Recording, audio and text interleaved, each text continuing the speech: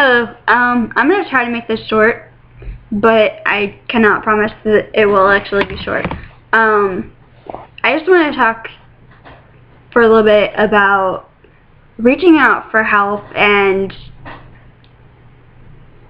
why it's important to do it. I know for some people, myself included, it is really difficult to ask for help. It's sometimes difficult to admit that you need help. Sometimes you know that you need help, but to admit it to someone else is really terrifying. Or sometimes you're kind of in denial about it yourself, but there is no shame whatsoever in asking for help and reaching out. If we were meant to do this all on our own, we would not be social beings, but we are social beings. We are meant to reach out and ask for help if we need it. And it doesn't make you weak, it doesn't make you needy, it doesn't make you vulnerable or dependent on other people. It just means that you're human and you're struggling, and that you're dealing with something that can't be dealt with on your own. And you just need to, sometimes you just kind of need to suck it up and just ask for help. I know it's kind of like a mean way to put it, but I know for me, like, I know that I'll survive if I ask for help. It's just like actually getting up the courage to ask for help that tends to be the problem. Because I feel like I'm bothering people, or I'm blowing things out of proportion, or I can just do this on my own and I'll be fine. Like, there's no need to worry other people. There's no need to bring other people into it. Or I'm worried that they're going to think that it's like I'm making it up, or I'm exaggerating, or I'm blowing it out of proportion. But really, honestly, there are people out there who will think that. But there are also people out there who will listen to you, who will help you. And sometimes what you have to do is just keep reaching out until you find someone who will listen. And I know that's a pain in the butt, especially when it takes so much just to get up the courage or work up the nerve to reach out for help in the first place. But you need to remember what you want. You need to remember what's best for you. And sometimes you have to be uncomfortable in the short term in order to make things better in the long term. And this is one of those cases. You just need to kind of remind yourself, okay, I'm struggling right now and I need help. So even though it's going to be out of my comfort zone to reach out for help, I will reach out for help.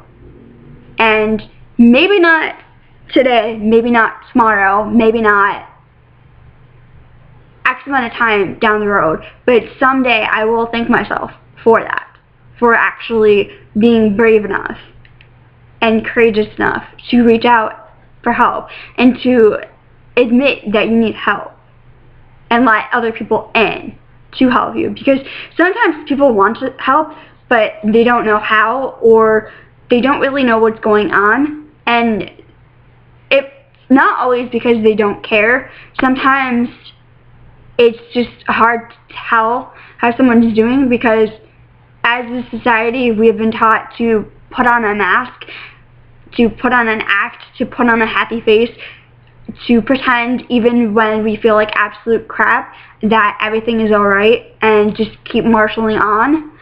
But that might not be how we really feel inside. So there tends to be a discrepancy between what we show to the world and how we're really feeling.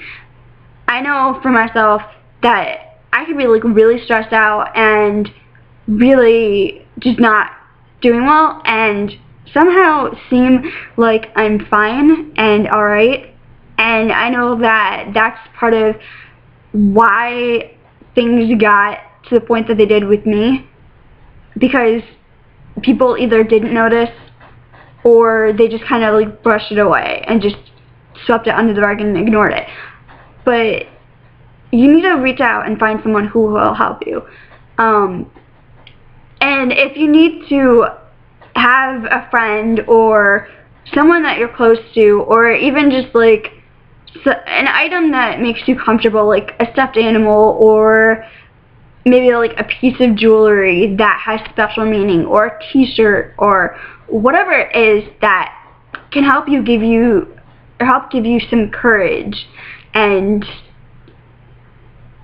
strength so that you can reach out for help, then do that. Like,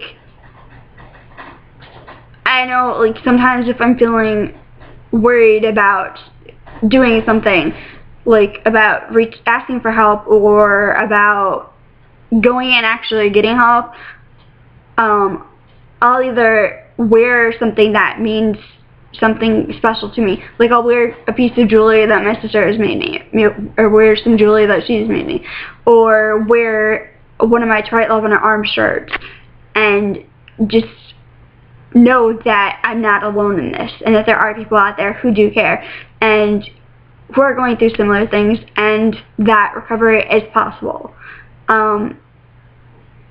Yeah. You should also know who to go to. If you're in school, then you can go to a teacher or a counselor or some trusted adult at the school.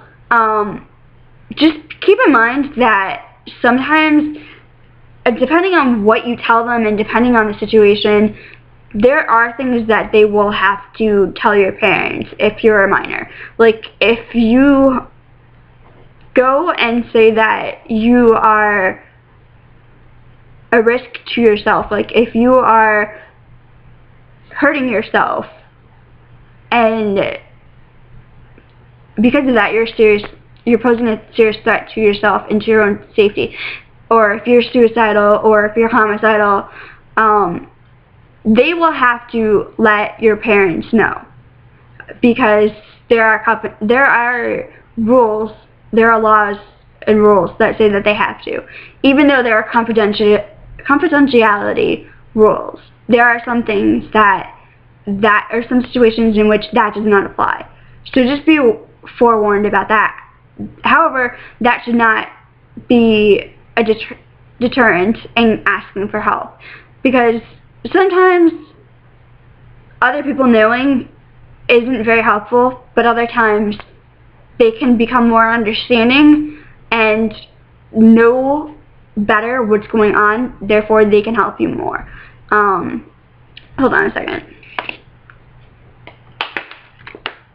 You can go to a trusted family friend, a family member, a friend, someone who you feel comfortable talking to about these kinds of things would be best, or you could go to your doctor and talk about how you're feeling, like your general practitioner or a primary care physician, and see what he or she could recommend.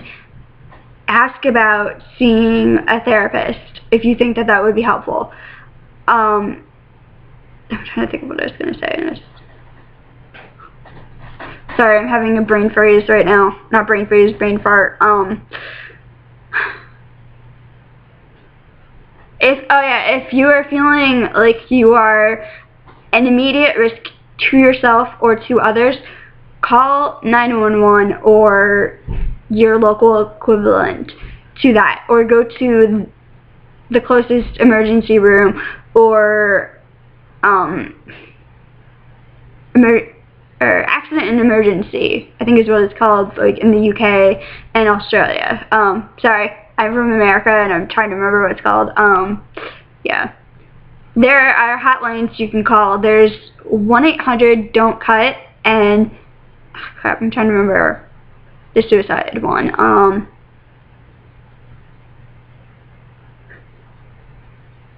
I don't know, I can't remember what it is off the top of my head, I'm sorry. But there are hotlines out there if you feel comfortable doing that. Just the key thing to remember is that it is scary to reach out for help, and to admit that you need help, but there is help available. And it might take time to find the right help, but that shouldn't discourage you. You shouldn't have to suffer. You shouldn't have to struggle with any kind of issue. And not just a mental health issue, a physical health, or an abusive relationship, or just any situation where you're really stressed out and just flat out struggling. There's help available. There is always help. And I'm not going to say that it's easy. I'm not going to say that there's a magical cure and everything will be taken care of and you won't have to worry about anything anymore. But things can and will get better. You just have to take the steps to make them better. You can't just wait around for other people to make things better or for them to magically get better on their own.